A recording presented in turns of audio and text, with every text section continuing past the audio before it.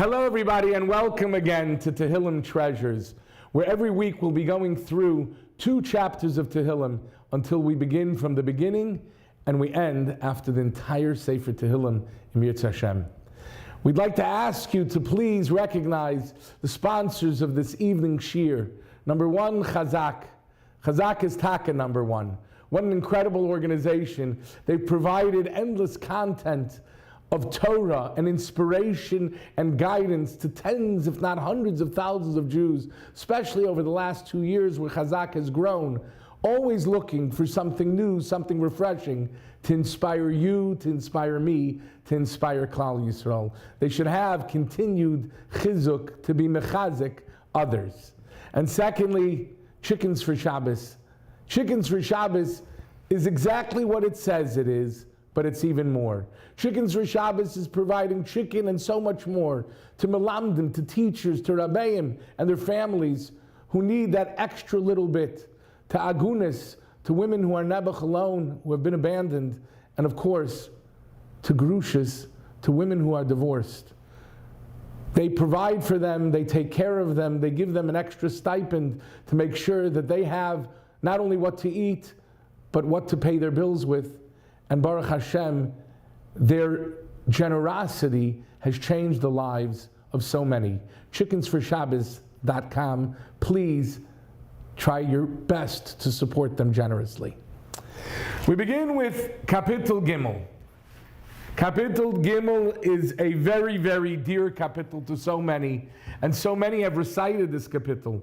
Mizmar LeDavid bevarcha mipnei Avshalom benoi. David sings a song because of Avshalom, his son. Some of you might recognize the song. You'll excuse me if I don't sound as good as Simcha Leiner. Hashem marabu tzaroi, Rabim kamim aloi, Rabim oimrim lenafshi, ein Yeshua saloi. Hashem, I have so many troubles. So many people try to attack me. Hashem, sometimes I feel that I have no salvation. V'yato Hashem ogein badi kivohidi umeidim eroishi koili el Hashem ekra vayaneini mehar kodsho isela. Okay, so I'm not Simcha Leiner. What are you going to do? But David HaMelech put such passion and emotion into this. Hashem, be there for me, protect me, I cry out to you, and I know that you will answer me. Avshalom was a rebellious child. You know, what makes Tehillim so comforting is that we always know that David HaMelech went through anything that we're going to go through. You name the tzara, and he had it. David HaMelech was chased and persecuted and hounded by his enemies. By Shaul HaMelech. People tried to kill him. People slandered him. People tried to murder him. People hated David HaMelech. David HaMelech was the greatest tzaddik. And David HaMelech and his family, people were jealous of him. He had children that went off the derech. He had children that violated one another. He had every tzara imaginable, children that were sick, children that died. David HaMelech had it all. And he sings throughout. And the Gemara asks, Mizmar LeDavid, David, you're singing? Kina LeDavid mi ba'ilei. A lamentation would be more appropriate. That's the Gemara in Brachas Daf Zayin. And what's the answer? In the Metzudas, David says that David understood that no matter what the problem is, HaKadosh Baruch Hu will help him. And he had bitachon like this. Just like in the last chapter we spoke about bitachon, David reinforces the message. And there's one pasuk here that's so beautiful. Ani shochavti v'ishana hekitzoisi ki Hashem yismecheni. I went to sleep and I slept. I lied down in a bed and I slept. And I knew that Hashem will take care of me.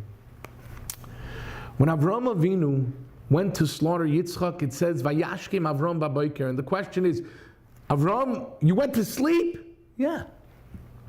Knowing the next morning he's taking his child to slaughter him, to bring him as an Akedah, Avram Avinu, was not fazed. Avram Avinu slept comfortably. And David HaMelech sleeps comfortably, knowing that Hashem will take care of him. Somebody told me a story about their Uncle Hillel. And their Uncle Hillel was a wonderful person who had a tormented life, a very, very difficult life. And Nebuch, he had lost so much in the war. But when it came Sukkot time, Uncle Hillel slept beautifully, because he slept in a sukkah. When you sleep in a sukkah, you're sleeping b'tzila d'meinusa, you're sleeping in the shade of the Shekhinah, knowing that you're surrounded by HaKadosh Baruch Hu, knowing that no matter how the wind may howl and how cold it may be, Hashem is holding you. Hashem is embracing you. Hashem is hugging you. And Uncle Hillel was old, and Uncle Hillel was not well, and his family said, Uncle Hillel, you have to come inside. He says, are you kidding? This is the only time of year that I sleep well. You see, the rest of the year, Uncle Hillel would wake up every single night with horrific nightmares, screaming and yelling, reliving the horrors of the past when he lost his family. But on Sukkot, B'tzila d'meinusa, in the shade of the Shekhinah, in the embrace of HaKadosh Baruch Hu, just like David HaMelech, Ani shochavti v'ishana ki Hashem yismecheni. Know this, know that Hashem is going to support you no matter what. And now we move on to Kapitel Daled, the 4th chapter of Tehillim. Lamnatseach b'neginais mizmor leDavid. Once again, we are introduced to David HaMelech's songs. And going back, we see the first kapitel began with the word Ashrei. The second, which was a continuation of the first, begins with the words Lama Rog Shugoyim. The third was a Mizmor leDavid. And the fourth, Lam Natseach. We're introduced to the concept of the conductor. Very, very common in the beginning of a chapter of Tehillim, that it begins with the words Lam Natseach, and Binegina is the type of instrument, Mizmar, a song to David. Rav Shimshon Pincus writes that whenever we respond to a tzara, we should respond to the tzara in galus, through a negina, through a song. And if only we realize the power of music, the power of a niggin, the power of a song, we'd be able to overcome whatever it is that we're going through.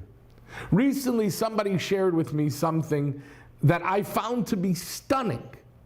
You know, sometimes people complain that davening gets a little bit too long on Yontif. And because of that, they kvetch unnecessarily.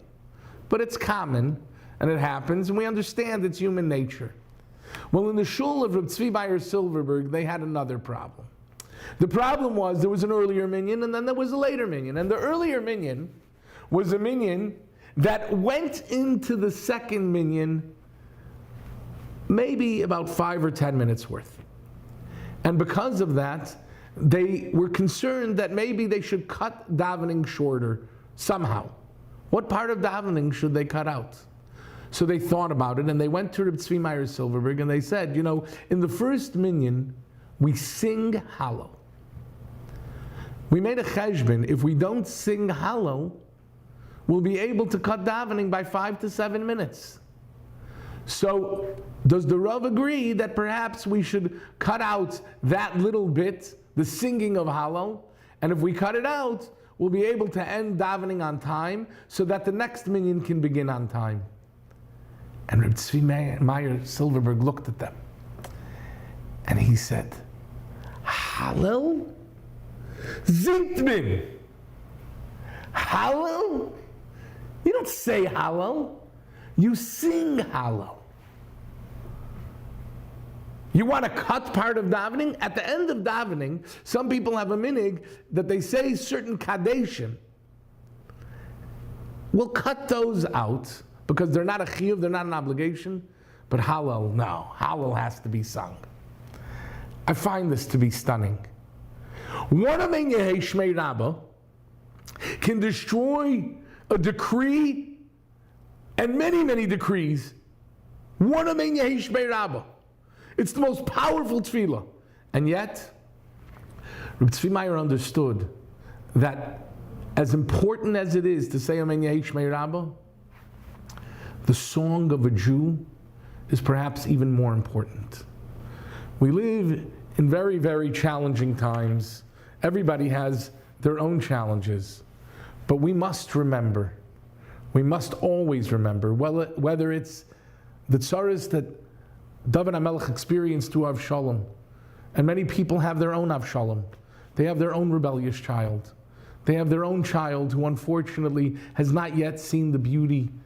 Or perhaps in this kapitel, when there's another tzara that David HaMelech has, he's facing Shaul, the Plishtim, whatever his enemy is, David HaMelech knows and teaches us always. We have to sing. A Yid always has to sing. And if you do so, then in Mir Hashem, your tefillas will be answered. Thank you so much.